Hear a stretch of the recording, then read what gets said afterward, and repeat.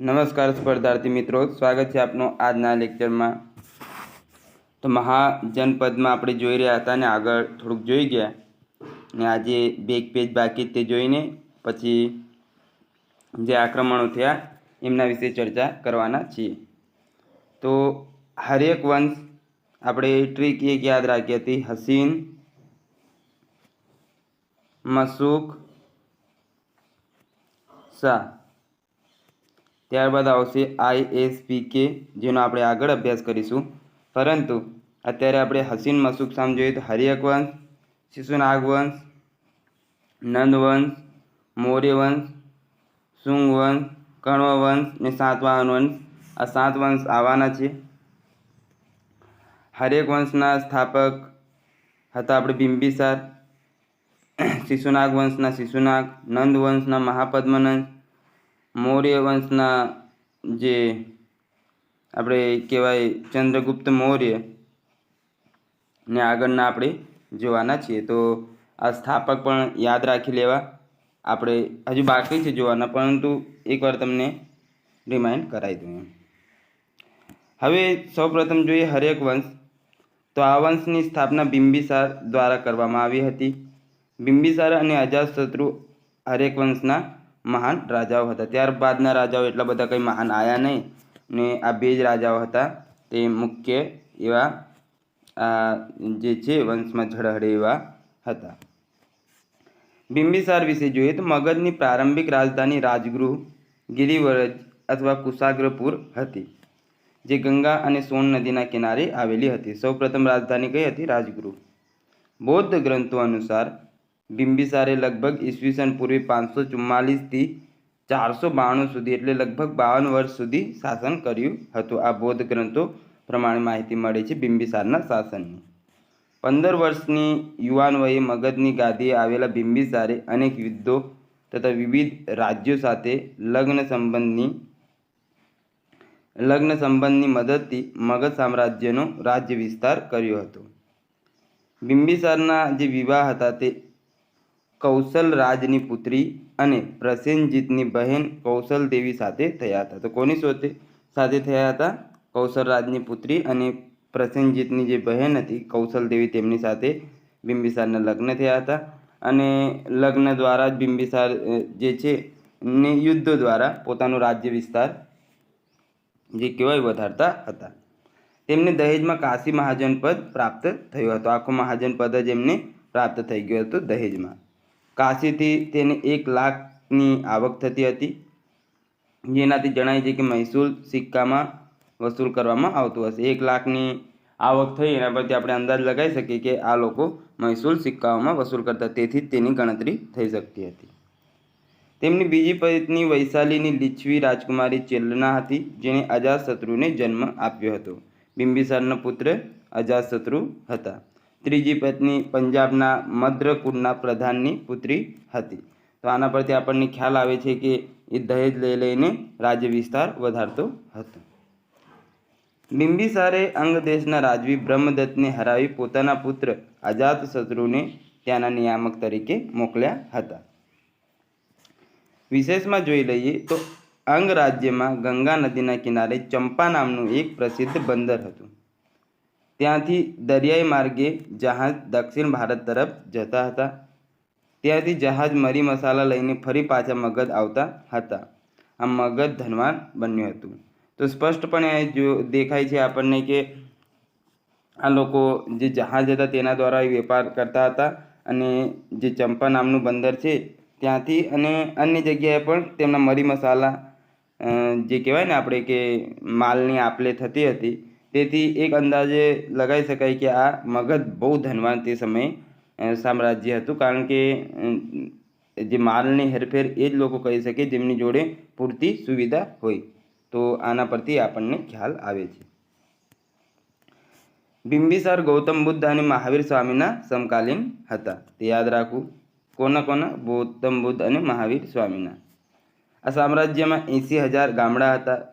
સબ્બાથકો, મહાપાત્રો તથા ગ્રામિકો મગધ સામ્રાજ્યની વહીવટી અધિકારીઓ હતા। તો કોણ હતા? સબ્બાથકો, મહાપાત્રો અને ગ્રામિકો। બિંબિસારે શહેરોથી ગામોને જોડવા માટે રસ્તાઓ તથા નદીઓ પર પુલ બનાવ્યા હતા.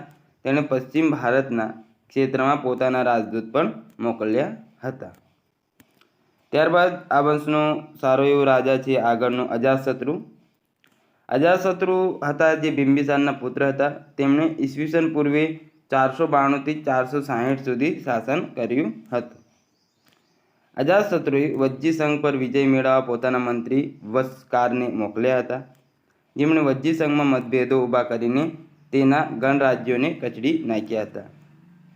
તો વજ્જી જે સંઘ હતો તેમાં પોતાના જે મંત્રી હતા વસ્કારને એમણે મોકલ્યા, જેથી ત્યાં મતભેદો એમની વચ્ચે ઝઘડાઓ કરાવીને તેમને એઓએ નબળા કરી દીધા હતા. તેમજ કૌશલના રાજા પ્રસેનજીત સાથે યુદ્ધ કરી કૌશલને મગધ સામ્રાજ્યમાં ભેળવી લીધું હતું. આ મગધ સામ્રાજ્યના વિસ્તારમાં અજાતશત્રુનો નોંધપાત્ર આપણને ફાળો જોવા મળે છે. વિશેષમાં જોઈએ અજાતશત્રુના સમયમાં પ્રથમ બૌદ્ધ સંગીતિ આપણે વ્યવસ્થિત રીતે ટ્રીક પ્રમાણે યાદ રાખેલ છે, તો જોઈ લેવું એ વિડીયો પણ બૌદ્ધ સંગીતિવાળું. તો અજાતશત્રુના સમયમાં પ્રથમ બૌદ્ધ સંગીતિ આયોજન મહાકશ્યપના અધ્યક્ષપદે રાજગૃહ ખાતે કરવામાં આવેલ હતું. ફરીથી એકવાર રિમાઇન્ડ કરાવી દઉં. સૌ પ્રથમ હતી તે 483, અને પહેલી જ કીધી છે એટલે. બીજી હતી તે 383, ત્રીજી 255 અને ચોથી પ્રથમ સદીમાં. આટલું તો તમને યાદ રહેવું જ જોઈએ. ત્યારબાદ આપણે જોઈએ તો એમાં છે પ્રથમમાં કયા રાજાના સમયમાં એ પણ થોડુંક જોઈ લઈએ આપણે. તો અજાતશત્રુ અહીંયા લખેલો જ છે. બીજી હતી તે કાલાશોકના સમયમાં, ત્રીજી હતી તે અશોકના સમયમાં, ને ચોથી હતી તે કનિષ્કના સમયગાળામાં થઈ હતી. હવે એક ટ્રીક છે કે ક્યાં ક્યાં ભરાઈ હતી, તો યાદ રાખજો. રાજાની પુત્રી પાટલી પર કૂદે, આ ટ્રીક છે. રાજા એટલે રાજગૃહ. ત્યારબાદ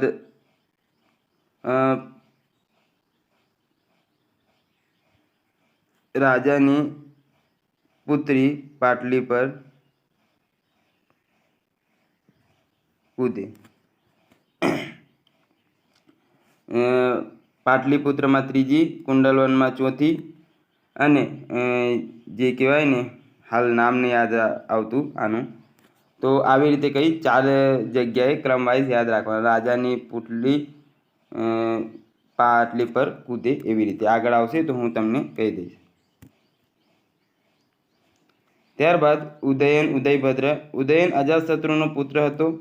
તેણે ઈસવીસન પૂર્વે 460 થી 444 સુધી શાસન કર્યું હતું. આગળ જોઈએ. માફ કરજો, આપણે ટ્રીકમાં લોચા થયા થોડાક, એટલે જ મેં કહું. રાજાની વૈશાલી આવશે ટ્રીકમાં, કે એટલે જ તો હું કહું આ લોચા ક્યાં પડ્યા. રાજાની વૈશાલી પાટલી પર કૂદે. તો રાજગૃહ, વૈશાલી, પાટલીપુત્ર ને કુંડલ વન જે આપણે જમ્મુ કાશ્મીરમાં આવેલ છે ત્યાં ચોથી ભરાઈ હતી. રાજાની વૈશાલી પાટલી પર કૂદે આવી કઈ ટ્રીક છે. તો આ સ્થળ છે એમ. રાજા એટલે રાજગૃહ, વૈશાલી એટલે વૈશાલી, પાટલીપુત્ર ને કુંડલવન એટલે 1 2 3 4 એવી રીતે યાદ રાખી લેવું ક્રમ વાઇઝ. ત્યારબાદ આગળ જોઈએ કે અજાતશત્રુએ પાટલીપુત્રની રાજધાની બનાવવા નિર્ધાર કર્યો અને વિસ્તારનો વિકાસ કરવામાં આવ્યો.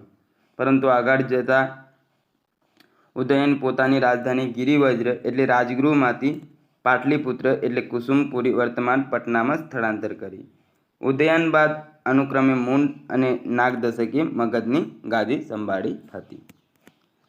હવે ત્યારબાદ આગળ જોઈએ શિશુનાગ વંશ. નાગવંશ પણ કહેતા હોય, શિશુનાગ પણ કહેતા હોય. તો શિશુનાગ જ યાદ રાખવું આપણે, કારણ કે એમાંથી એના સ્થાપકનું નામ આપણને યાદ રહી જાય. તો બૌદ્ધ ગ્રંથો અનુસાર ઉદયન, મુંડ અને નાગદશક પોતાની પિતાની હત્યા કરીને ગાદીએ આવ્યા હોવાથી પ્રજાએ ત્રસ્ત થઈને નાગદશકના અમાત્ય શિશુનાગને ગાદી સોંપી. આ ખબર નહીં શું લખેલ છે, પરંતુ એવું કહેવામાં આવે છે કે શિશુનાગે જે અંતિમ રાજા હતા તેમની હત્યા કરીને ગાદી મેળવી હતી. આમ મગધની ગાદી પર નાગવંશની સ્થાપના બૌદ્ધ ધર્મી રાજા શિશુનાગ દ્વારા કરવામાં આવી. કયો ધર્મ એમણે સ્વીકારેલો હતો? શિશુનાગે બૌદ્ધ ધર્મ. શિશુનાગે વૈશાલીને રાજધાની બનાવી હતી. તો રાજધાની કઈ હતી? વૈશાલી. શિશુનાગે અવંતીને હરાવીને તેને મગધનો એક ભાગ બનાવ્યો હતો. શિશુનાગ બાદ કાલાશોક તથા તેના 10 પુત્રોનું શાસન આપણને જોવા મળે છે. વિશેષમાં જોઈએ તો કાલાશોકના સમયમાં દ્વિતીય બૌદ્ધ સંગીતીનું આયોજન સબ્બકામીના અધ્યક્ષપદે વૈશાલી ખાતે કરવામાં આવ્યું હતું. ને કયો સમયગાળો? 383 ઈસવીસન પૂર્વે. તો સમયગાળો યાદ રાખવું. બીજી બૌદ્ધ સમિતિ. ત્યારબાદ નંદવંશ છે. તો નંદવંશ મગધનો સૌથી શક્તિશાળી વંશ હતો. નંદવંશના સ્થાપક મહાપદ્મનંદ દ્વિતીય પરશુરામ કહેવાતા હતા. મહાપદ્મનંદ ભારતના સૌ પ્રથમ સામ્રાજ્ય નિર્માતા ગણાય છે. સામ્રાજ્ય એટલે ઘણું મોટું એવું આપણું ભારત એમણે કરી દીધું હતું. એટલે તેમને અફઘાનિસ્તાન ને પાકિસ્તાન પર પણ વિજય મેળવ્યો હતો એવું કહેવાય છે. એટલે મહાપદ્મનંદને ભારતના સૌ પ્રથમ કહેવામાં આવે ને કે સામ્રાજ્ય નિર્માતા એવા ગણવામાં આવે છે. ત્યારબાદ આગળ જોઈએ.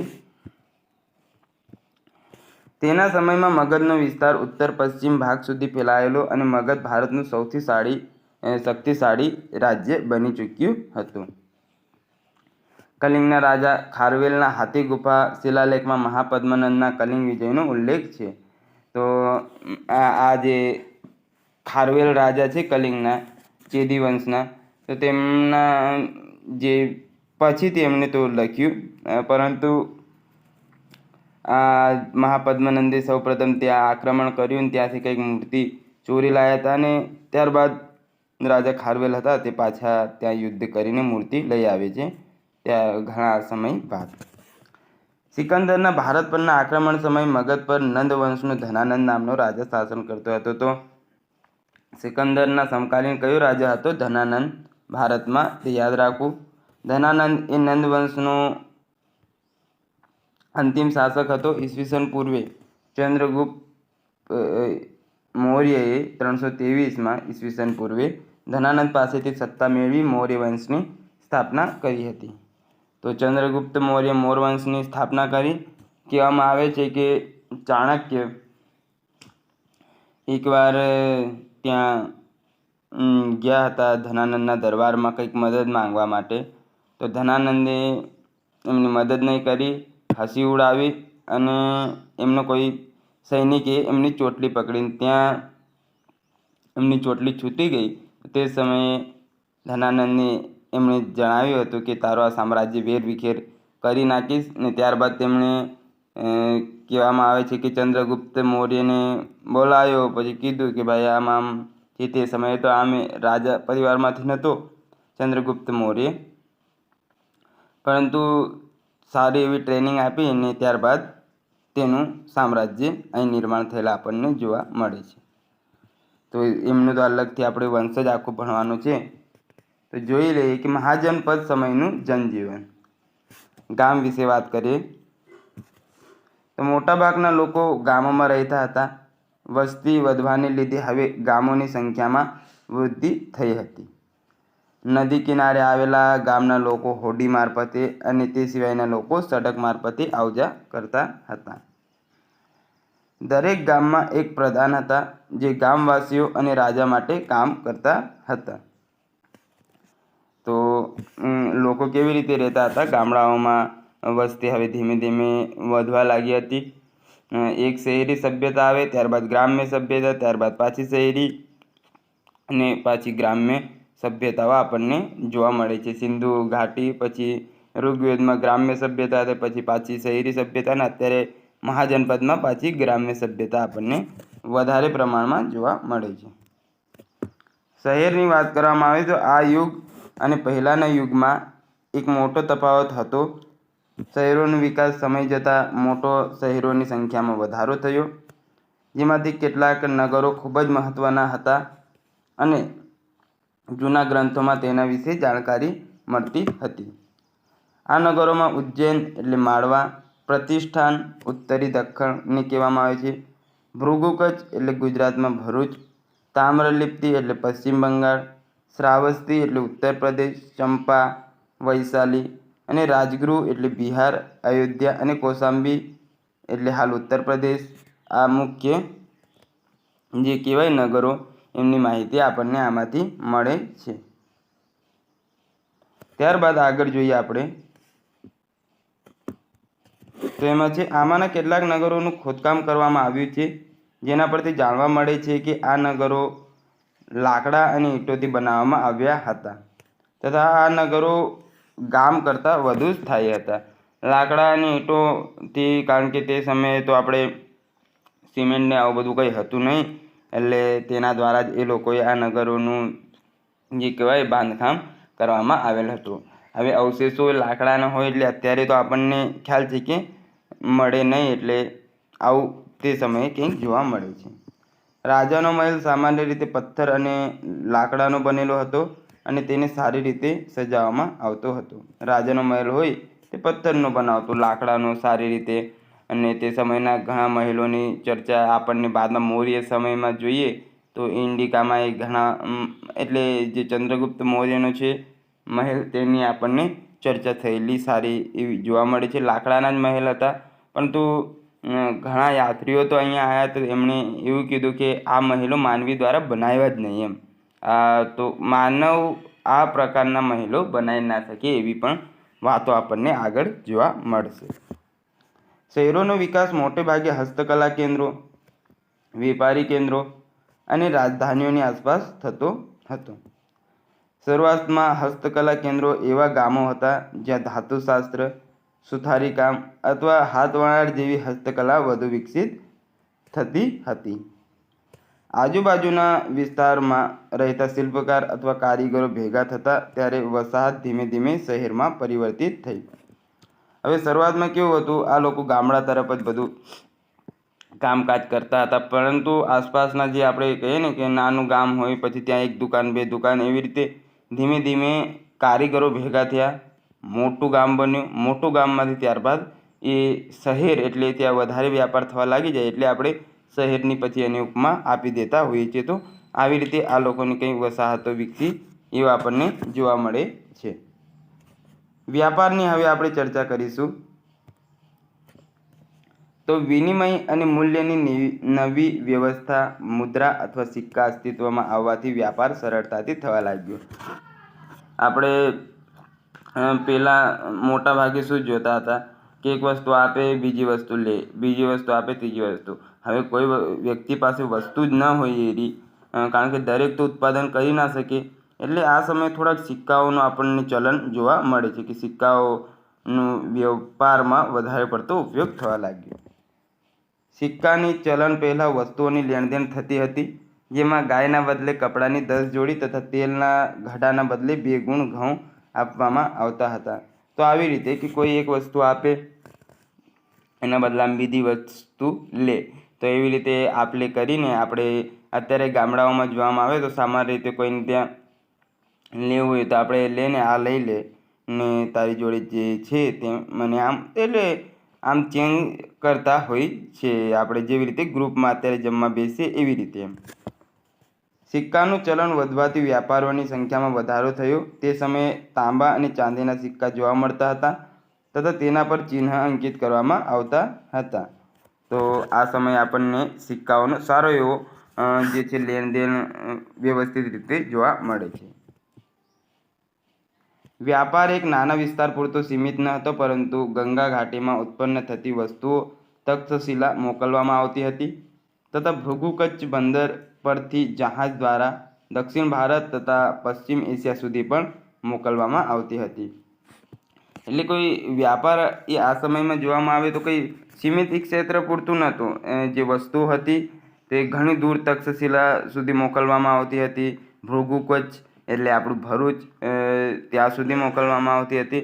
એટલે વાસ્ટ એમ ઘણા એરિયા સુધી આમનો વિસ્તાર ફેલાયેલો હતો. આપણે આગળ જોઈએ કે જહાજ દ્વારા પણ આ લોકો વ્યાપાર કરતા હતા, એટલે પશ્ચિમ એશિયા સુધી પણ ને તેમજ દક્ષિણ ભારત સુધી આ લોકોનું છેક ઉત્તર પ્રદેશ બિહારથી જે કહેવાય ને કે વ્યાપાર ચાલતું હતું બંગાળમાંથી થઈને આ બાજુ, કારણ કે કલિંગ આમે આ રાજાએ જીતી લીધેલ હતું. ત્યારબાદ આગળ જોઈએ કર વ્યવસ્થા. રાજતંત્રમાં રાજા સર્વોચ્ચ ગણાતો હતો. તેને વિવિધ કાર્યો કરવા માટે કર ઉઘરાવવાની જરૂરિયાત રહેતી. કોઈ રાજ્યનું વ્યવસ્થાપન વ્યવસ્થિત કરવા માટે કર ઉઘરાવવાની જરૂર રહે છે. હાલના સમયમાં આપણે જોઈએ તો જિલ્લામાં કલેક્ટર હોય તે કર ઉઘરાવે. કલેક્ટ એટલે ભેગું કરવું ને જે ટર એટલે ભેગું કરનાર. તો કલેક્ટર જે હોય તે કર હાલ ઉભરાવાનું આપણે કામ કરતા જોવા મળે છે જિલ્લામાં.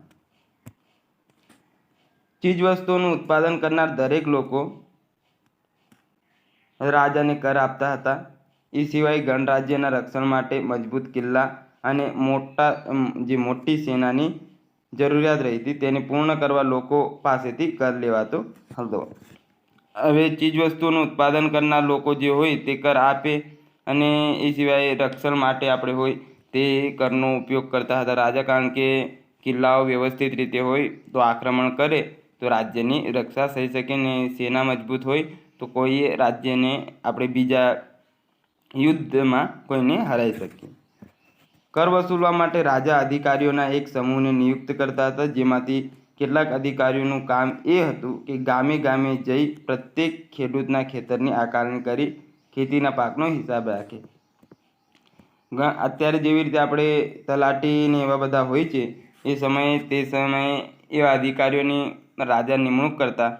તે અધિકારી શું કામ કરે તો જાય બીજાના ખેતરે, તે જોઈએ કે ભાઈ કયો પાક છે, આ વ્યક્તિ જોડે ખરેખર કર કેટલો લેવો જોઈએ, ઉત્પાદકતા કેટલી છે, વધુ છે ઓછી છે. તો એ બધું હિસાબ કિતાબ રાખવા માટે પણ એ આપણે કહેવાય કે કર એટલે એવા અધિકારીઓની નિમણૂક કરતા હતા. ખેતીલાયક જમીનના ક્ષેત્રફળના આધારે વસૂલ કરવામાં આવતા કરને બલી કહેવામાં આવતી હતી. તો બલી એટલે પેલી બલી નહીં, પરંતુ આ કરને પણ આ લોકો બલી તરીકે ઓળખાવતા હતા. ખેતીના પાક પર છઠ્ઠા ભાગનો કર સ્વરૂપે લેવામાં આવતો હતો. આપણે જોયું કે ઋગ્વેદ કાળમાં જે બલી અથવા કર કહેવાય તે સ્વૈચ્છિક હતું કે પોતાની ઈચ્છા હોય તો આપવું, બાકી કંઈ નહીં. ત્યારબાદ કહેવાય ને કે અનુવેદિક કાળ અથવા ઋગ્વેદ પછીનું કાળ જે આવ્યો જેમાં 3 વેદોની રચના થઈ તે દરમિયાન કમ્પલસરી હતું કે આપવું જ કર અને 1/6 ભાગ તે સમયે પણ લેવામાં આવતો હતો ને અત્યારે પણ એ જ પ્રથા અહીંયા જોવા મળે છે, જેને ભાગ કહેવામાં આવતું હતું. છઠ્ઠો ભાગ લેવામાં આવે જેને ભાગ કે કર એમ. મહાજનપદોના સમયે ખેતીમાં લોખંડના ઓજારોનો ઉપયોગ થતાં ઉત્પાદનમાં વૃદ્ધિ થઈ. આપણને ખ્યાલ છે તે પ્રમાણે કે પાછળથી લોખંડના ઘણા બધા ઓજારોની જે શોધખોળ થઈ અને એના લીધે ખેતીમાં હવે આ લોકોને સરળતા થવા લાગી, ઉત્પાદકતા પણ વધવા લાગી. દરેક ઉદ્યોગો વ્યવસાયો પાસેથી કર વસૂલ કરવામાં આવતો હતો. શહેરોમાં કર વસૂલ કરવાવાળી અધિકારી વસ્તુના રૂપમાં અથવા રોકડના કર વસૂલ કરતા હતા. આ લોકો દરેક જોડેથી કર વસૂલ કરતા. તેમજ જે લોકો રહે શહેરોમાં તેમની જોડે વસ્તુ કોઈ લઈ લે એવી મોંઘી વસ્તુ હોય તે એના રૂપમાં અથવા રોકડ એટલે પૈસાના રૂપમાં આ લોકો કર કલેક્ટ કરતા હતા. હવે જોઈએ સમાજ અને રાજવ્યવસ્થા. શિલ્પકાર અને વ્યાપારીઓ પોતાનું જે સંગઠન બનાવતા તેમને શ્રેણી કહેવામાં આવતું. શિલ્પકારો હોય, કારીગરો હોય, જે પણ બધા ભેગા થાય ત્યારબાદ એક સંગઠન બનાવે તો તેને આ લોકો શ્રેણી તરીકે ઓળખતા હતા. પરંતુ કારીગર સાથે રહેતા હતા અને હળીમળીને કામ કરતા હતા માટે તેઓ એટલા બધા ભળી ગયા હતા કે એક જાતિ સ્વરૂપે ગણવામાં આવતા હતા. એક આખી જાતિ જ જે બની ગઈ હતી, કારણ કે કારીગરો સાથે વ્યાપારીઓ અને શિલ્પકારો એટલે એમ સુમેળતાથી ભેળવાઈ ગયા હતા કે શ્રેણી એક આખી જાતિ જ બની ગઈ હતી. પુરાતત્વ શાસ્ત્રીઓના મતે આ સમયના લોકો સાદા ઘરોમાં રહેતા હતા. તેઓ ખેતી અને પશુપાલન પ્રવૃત્તિઓ સાથે સંકળાયેલા હતા. આ સમયે ઘઉં, ચોખા, જવ, શેરડી, તલ, સરસવ, કઠોળ જેવા પાકો થતા હતા. લોકો સામાન્ય ઘરોમાં રહેતા હતા એવું પુરાતત્વ શાસ્ત્રીઓ માને છે. મુખ્ય તેમનું કાર્ય હતું કે ખેતી કરવું, પશુપાલન કરવું, અને એ ઉપરાંત આપણે જોવામાં આવે કે ઘઉં હોય, ચોખા જે આપણે જોયા, જવ જોયા, એ સિંધુ ઘાટી સભ્યતામાં સૌપ્રથમ આપણને અવશેષો મળી આવે જવના, ચોખાના. ત્યારબાદ ચોખાની ભૂકી જે રંગપુરમાંથી મળી આવી, થોડોક આપણે એ જોઈ લેવાનું. શેરડી, તલ, સરસવ, કઠોળ જેવા પાકો આ સમયે સામાન્ય રીતે થતા હતા. તે સમયે બ્રાહ્મણો રાજાના સલાહકાર હતા. બ્રાહ્મણોના મત મુજબ રાજા સામાન્ય માણસ નહીં પરંતુ દેવતા સમાન હતા. બ્રાહ્મણ જે પણ સલાહ સૂચન આપે તે રાજા લગભગ એપ્લાય કરતા હતા, અને જે ભગવાન સમાન બ્રાહ્મણોને તે સમયે રાજા જે કહેવામાં આવે કે ગણતા હતા. સૈદ્ધાંતિક રીતે 4 વર્ણ હતા: બ્રાહ્મણ, ક્ષત્રિય, વૈશ્ય અને શૂદ્ર. આ 4 વર્ણથી અલગ એક 5મો વર્ગ અછૂતોનો હતો, જેમના કામને નીચું સમજવામાં આવતું. આમ તેમને સમાજમાં અન્ય વર્ગોની જેમ સન્માન મળતું ન હતું. અત્યારે પણ આ રૂઢિ એટલે કહેવાય કે અછૂતતા આપણા દેશમાં જોવા મળે છે. એ સમયે તો વધારે પાછી હતી. મુખ્ય 4 વર્ગો હતા: બ્રાહ્મણ એટલે જે શિક્ષણ આપે તે, ક્ષત્રિય એટલે જે સેનામાં જોડાય તે ઋગ્વેદ પ્રમાણે, વૈશ્ય એટલે જે વ્યાપાર કરે તે, અને શૂદ્ર એટલે જે નોકરી કરે તે. એવી રીતે 4 વર્ણ હતા. તે સિવાય આ સમય દરમિયાન એક 5મો વર્ગ અછૂતોનું વિભાજિત કરી દેવામાં આવ્યું કે જેમને આ બધા કરતાં અલગ ગણવામાં આવતા હતા, અને તેમના કામને એટલું બધું માન સન્માન આપવામાં આવતું નહોતું. ધર્મશાસ્ત્રો એ ઉચ્ચ વર્ગોના આચરણ માટે નિયમ બનાવ્યા હતા. આ નિયમો અનુસાર જીવનની 4 અવસ્થા અથવા આશ્રમોમાં વિભાજિત કરવામાં આવતું હતું. ધર્મશાસ્ત્રોના અંદર ઉચ્ચ જે વર્ગ છે જે આપણે જોયા 4, તેમના માટે 4 આશ્રમો બનાવ્યા હતા. ને આ 4 આશ્રમો કંઈક આ પ્રમાણે છે. પ્રથમ બ્રહ્મચર્ય આશ્રમ શિક્ષા ગ્રહણ કરવા માટે હતો. 5 થી 25 વર્ષ દરમિયાન બ્રહ્મચર્ય કરવાનું રહેતું, શિક્ષા ગ્રહણ કરવાની. અત્યારે આપણે બ્રહ્મચર્યમાં છીએ 5 થી મોટા ભાગના. તો આ સમય દરમિયાન પણ આવું હતું કે 5 થી 25 વર્ષ દરમિયાન તમારી શિક્ષા ગ્રહણ કરવાની, વ્યવસ્થિત અભ્યાસ કરવાનું. ત્યારબાદ બીજા ગૃહસ્થ આશ્રમમાં ઘર ગૃહસ્થી ચલાવવામાં આવતી, જે 25 થી 50 વર્ષ દરમિયાન હતું. ગૃહસ્થ જીવન, બાળકો, પતિ પત્ની, આવી રીતે ગૃહસ્થ આશ્રમ હતું. ત્યારબાદ ત્રીજા વાનપ્રસ્થ આશ્રમમાં ધ્યાન ચિંતન કરવા માટે જંગલમાં રહેવાનું હતું. ત્યારબાદ 51 થી 75 વર્ષ દરમિયાન તમારે ધ્યાન કરવા જંગલમાં જતું રહેવાનું. રાજપાટ કંઈ કરતા હોય તો તે છોડી દેવાનું. ચોથા સંન્યાસ આશ્રમમાં તપસ્વી અને ઉપદેશકની જેમ જીવન જીવવાનું હતું. 75 વર્ષ ત્યારબાદ થાય તો આપણે ધ્યાન કર્યું હોય 25 વર્ષ, તો ત્યારબાદ આપણને એટલી તો નોલેજ આવી જાય એટલે ઉપદેશક તરીકે આપણે ત્યારબાદનું જીવન જીવવાનું રહેતું. આ એક આદર્શ વ્યવસ્થા હતી. સામાન્ય રીતે આ લોકો આમ જીવતા હતા. શરૂઆતના સમયમાં વીર પુરુષોના વિશે વાર્તાઓ લાંબી કવિતાઓના સ્વરૂપમાં રચવામાં આવતી હતી, જેને ગાવામાં આવતી અને ખૂબ લોકપ્રિય બની ગઈ હતી.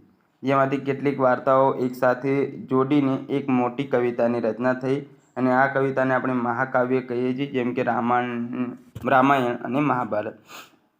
મહાપુરુષોએ તેમની વાર્તાઓ આ લોકો કહેતા. વાર્તાઓને પાર્ટ વાઇઝ કહેતા અને કવિતાઓના સ્વરૂપે પણ વાર્તાઓ વાંચતા, તેમનું જે કહેવાય કે સાર સમજાવતા. આ કવિતાઓ ધીમે ધીમે મોટીને મોટી થતી ગઈ. તેમને પછી મહાકાવ્ય કહેવામાં આવ્યું, કારણ કે મોટો કાવ્ય, મહા એટલે મોટો ને કાવ્ય એટલે કાવ્ય. તો આવી જ રીતે મહાભારત અને રામાયણની પણ કંઈક રચના આપણને થયેલ જોવા મળે છે. આ વાર્તાઓમાં મુખ્ય 2 ઘટનાઓ હતી, જેમાંથી એક વનવાસનો લાંબો સમય અને બીજી યુદ્ધ બાદ છેવટે સારા લોકોનું શાસન સાથે સંબંધિત હતી. 2 વાર્તાઓ મુખ્ય એટલે વનવાસનો લાંબો સમય, તો આપણે એમાં ગણી શકીએ કે આ લોકો કંઈક આ વાર્તા રામાયણ જ હશે. અને યુદ્ધ બાદ સારા લોકોનું શાસન, તો કૌરવો અને પાંડવોનું જે મહાભારતના સમયગાળા દરમિયાન યુદ્ધ થયું, તો એની વાત આ લોકો કરે છે. આ સમયે માટીના વાસણો ઉપર લાલ અને ભૂખરા રંગના ચિત્રો એટલે ઘૂસર પાત્ર મળી આવ્યા છે. જે માટીના વાસણો હોય તેના પર આ લોકો ચિત્રાંકન પર કરતા હતા. આવા જ ચિત્રાંકનો આપણે સિંધુ ઘાટીમાંથી પણ મળી આવ્યા છે. આ વાસણો પર સરળ રેખાઓ અને ભૌમિતિક આકારો ચિત્રિત કરવામાં આવ્યા હતા. રેખાઓ એટલે લીટીઓ દોરે અને ભૌમિતિક એટલે ભૌગોલિક આકારો, કંઈ વૃક્ષ હોય એવું બધું આ લોકો દોરતા હતા. કૌશાંબી કિલ્લાની વર્તમાન પ્રયાગરાજમાં જે સ્થિત છે, આશરે 2500 વર્ષ પહેલાંની ઈંટની ઊંચી દિવાલ તે સમયે મજબૂત કિલ્લાઓ બાંધવામાં આવતા હોવાની સાબિતી આપે છે. કૌશાંબી જે અત્યારે પ્રયાગરાજ ખાતે સ્થિત છે, તો ત્યાંથી 2500 વર્ષ જૂની એક ઈંટ મળી આવી છે. તો તેના પરથી એક અંદાજ અથવા તારણ કાઢી શકાય કે આ લોકો આવી મજબૂત જેવી ઈંટોનું કિલ્લાઓ અથવા મહેલ બાંધવા ઉપયોગ અથવા ઘર બાંધવા ઉપયોગ કરતા હશે. તો મિત્રો, આપણું લેક્ચર અહીંયા પૂર્ણ થાય છે. 31 મિનિટ જેવું થઈ ગયું અને મેં વિચાર નહોતો કે આટલું લાંબુ થઈ જશે. મળીએ નવા લેક્ચરમાં યુનાની આક્રમણ વિશે. ત્યાં સુધી જોડાયેલા રહો.